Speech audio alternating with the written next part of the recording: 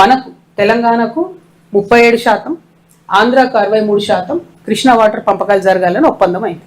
అది దేనికోసమైంది ఒప్పందం? ఇది జాగ్రత్తగా వినాలి అందరూ కూడా. అప్పటికే కట్టి ఉన్న ప్రాజెక్టుల మీద, ఆల్రెడీ యూటిలైజ్ అవుతున్నటువంటి వాటర్ మీద, యాజ్ ఈజ్ వేర్ ఈజ్ అనే కండిషన్ మీద 37% తెలంగాణకు, 63% ఆంధ్రాకు నీటి పంపకాలు జరగాలని ఒప్పందం అయింది.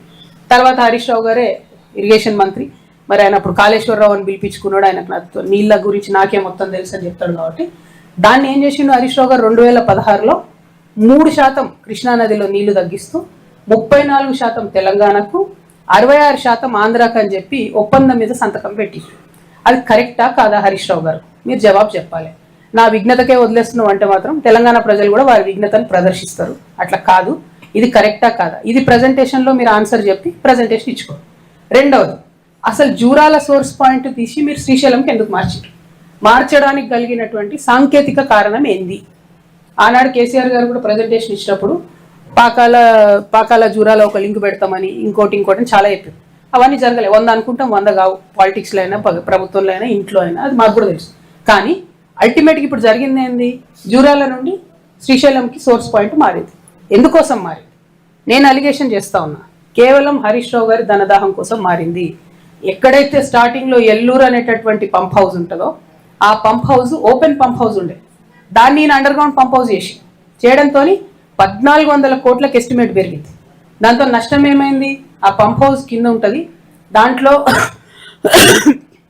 ఒకటి వాటర్ పంపింగ్ కెపాసిటీ తగ్గింది, ఇంకోటి శ్రీశైలం డ్యామ్లోంచి మనం తక్కువ లెవెల్లో తీసుకోవాల్సినటువంటి వాటర్ 30 మీటర్ల ఎత్తుకు పెరిగింది.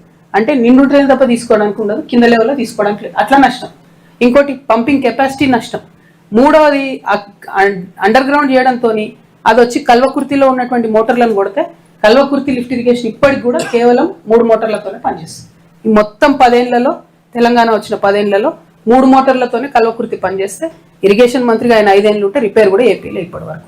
సో ఎందుకోసం ఈ మాట చెప్తా ఉన్నా అంటే ఈ 2 ప్రశ్నలకు సమాధానం చెప్పి హరీష్ రావు గారు పవర్ పాయింట్ ప్రజెంటేషన్ పెట్టుకుంటారో ఏం పెట్టుకుంటారో పెట్టుకోవాలి. కాకపోతే ఇది అసెంబ్లీలో చెప్పే అవకాశాన్ని వదిలిపెట్టి వచ్చి కూర్చొని పార్టీ ఆఫీస్లో చెప్పడం అన్నది మాత్రం కేవలం ప్రజల్ని మభ్య పెట్టడం ఇది కరెక్ట్ కాదు. సరే, ఇది పక్కన పెడితే సూర్యాపేట ఇష్యూస్కి వస్తే బిఎన్ రెడ్డి గారి పేరు ఎక్కడన్నా ఒక మంచి ప్రాజెక్టు పెట్టాలనే డిమాండ్ జిల్లా మొత్తం కూడా మాకు కనిపించింది. అయితే కీర్తిశేషులు దామోదర్ రెడ్డి గారి పేరుని ఎస్ఆర్ఎస్పీకి పెట్టినారు కాబట్టి బిఎన్ రెడ్డి గారి పేరు కూడా మరి కలెక్టరేట్కి పెడతారా, లేకపోతే ఇంకోటి ఏదన్నా మంచి ప్రామాణికమైనటువంటి ప్రదేశానికి పెట్టాలని చెప్పి నేను డిమాండ్ చేస్తా ఉన్నాను జాగృతి తరఫున. మల్లు స్వరాజ్యం గారి కాంస్య విగ్రహాన్ని సూర్యాపేట పట్టణంలో నిలుపుకోవాలని అందరూ కూడా ఆశపడతా ఉన్నారు. అది ప్రభుత్వ ఖర్చుతోనే అధికారికంగా చేస్తే ఆవిడకు మర్యాద ఉంటుంది అనేటటువంటి విషయాన్ని నేను తెలియజేస్తా ఉన్నాను. అట్లనే మన ఉప్పల మల్సూర్ గారని పాపం 5 సార్లు ఎమ్మెల్యే, పీడిఎఫ్ పార్టీ నుంచి 4 సార్లు ఎమ్మెల్యే. అంటే ఆయన చెప్పులు కుట్టుకుంటే చనిపోయేటప్పుడు కూడా అంత నిరాడంబరంగా బతికినటువంటి వ్యక్తి, మంచి మనిషి. ఆయనను కూడా గౌరవిస్తూ ఏదో ఒక ఇన్స్టిట్యూట్కి వారి పేరు పెట్టాలని చెప్పి నేను డిమాండ్ చేస్తా ఉన్నాను. అట్లనే బండి యాదగిరి గారికి కూడా దళిత బిడ్డ, మన నూతనకల్ మండలమే కేతేపల్లి ఎల్కపల్లి గ్రామానికి సంబంధించినటువంటి వ్యక్తి. ఇక ఆయన రాసిన పాట మనందరికీ తెలిసిందే. ఆ స్ఫూర్తితోనే నిజాం మీద కూడా యుద్ధం చేసాం, ఆ స్ఫూర్తితోనే నేను కూడా గుంటనక్కల మీద ఉద్యమం చేస్తా కాబట్టి బండి యాదగిరి గారిని కూడా మరి ఖచ్చితంగా గౌరవించుకోవాల్సినటువంటి అంశం. దానికి ప్రభుత్వం ఆలోచన చేయాలని చెప్పి నేను కోరుతా ఉన్నాను. మరి మారోజు వీరన్న గారు సామాజిక తెలంగాణ అనేటటువంటి అంశాన్ని మొట్టమొదట ప్రతిపాదించినటువంటి వ్యక్తి. తెలంగాణ సమాజం అంతా కూడా పునరేకీకరణ ఎట్లా జరగాలి, ఏ విధంగా కులాలు మతాలకు మధ్యలో ఒక మంచి అండర్స్టాండింగ్ రావాలి, తద్వారా తెలంగాణ సమాజంలో అందరికీ కూడా అవకాశాలు రావాలని ప్రతిపాదించినటువంటి విప్లవ వీరుడు మారోజు వీరన్న గారిని మరి వారి కొత్తగూడెం కరివిరాల గ్రామానికి వెళ్ళి నిన్న అక్కడ వారిని గౌరవించుకొని రావడం జరిగింది.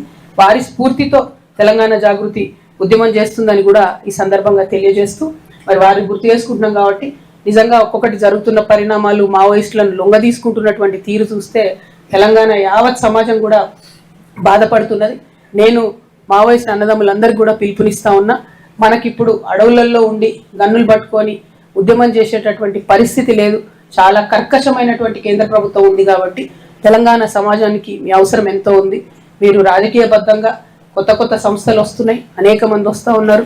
మాలాంటి వాళ్లకు మీరు దారి చూపించి తెలంగాణ సమాజంలో మంచిని చేయడానికి బలాన్ని ఇవ్వాలని మిమ్మల్ని రిక్వెస్ట్ చేస్తున్నాను.